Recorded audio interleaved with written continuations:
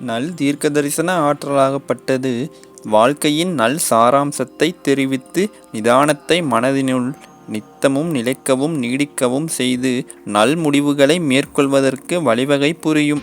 இந்த கருத்தாகப்பட்டது உயிருள்ள அனைத்து ஜீவராசிகளுக்கும் பொருந்தும். துன்பம், சங்கடம், வலி, வேதனை, தீமை, அதர்மம் போன்ற எண்ணற்ற எதிர்மறை வார்த்தைகளுக்கு இடமே இல்லாமல் நல் மற்றும் தெளிவான தீர்க்கதரிசன ஆற்றலுடைய உயிரினங்களுக்கும் போய்விடும்.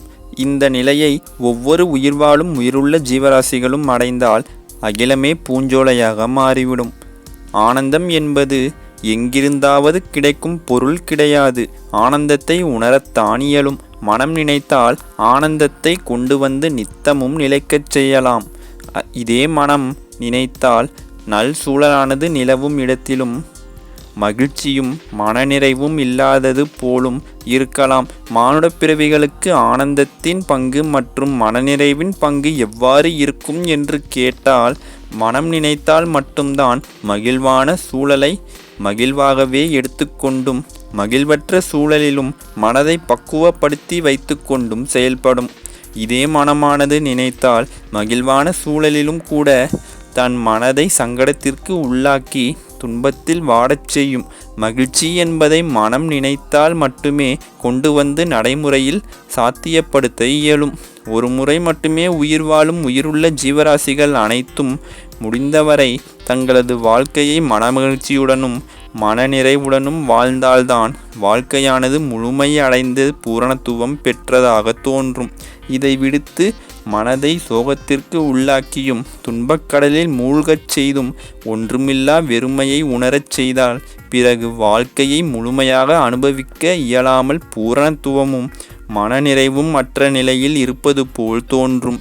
இயற்கை வளங்களை மானுடப் பிறவிகள் அல்லாத மற்ற உயிரினங்கள் அனைத்தும் எந்த அளவிற்கு தேவைப்படுமோ அந்த அளவிற்கு மட்டும் உபயோகம் செய்துவிட்டு ஏனைய வளங்களை வருங்காலத்திற்கு விட்டு வைக்கும். இயற்கை வளங்கள் அனைத்தும் செயற்கை ரசாயனங்களை கலந்து செயற்கையாக மாற்றப்படாமல் இயற்கையாக மட்டுமே பாதுகாக்கப்படும். இந்த இயற்கை வளங்களை மானுடப் பிறவிகள் உபயோகம் செய்ய ஆரம்பித்தால் அளவில்லாமல் செலவாக ஆரம்பமாகும். இங்குதான் துன்பமானது தூணாக எழுந்து நிற்க ஆரம்பமாகும். ஒரு வகையான மனித பிறவிகள், அதாவது உடலில் வலுவும் மனதளவில் மனதிடமும் இருக்கும் மானுடப் பிறவிகள் மட்டும் அளவிற்கு மீறின வளங்களையும் பேராசையினாலும் தலைகணத்தாலும் திமிரினாலும் எடுத்து தீர்த்து விடும்.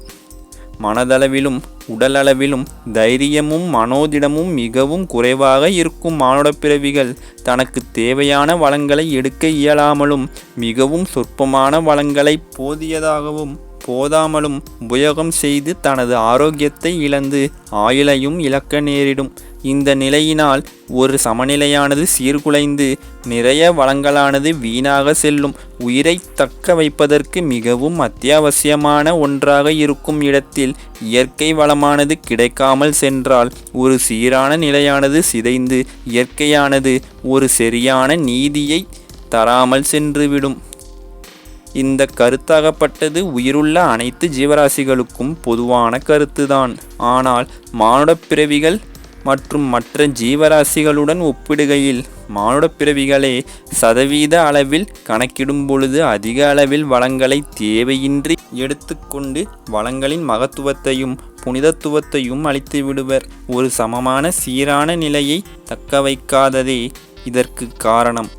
நல் தீர்க்க தரிசனத்தை மட்டும் நித்தமும் வளர்த்து கொண்டே இருந்தால் பிறகு துன்பம், துயரம், அதர்மம், குறைவான ஆயுள் ஆகியவைகளுக்கு இடமே இல்லாமல் சென்று நித்தமும் நன்மையே நிலை பெற்று நிலைத்து நிற்கும்.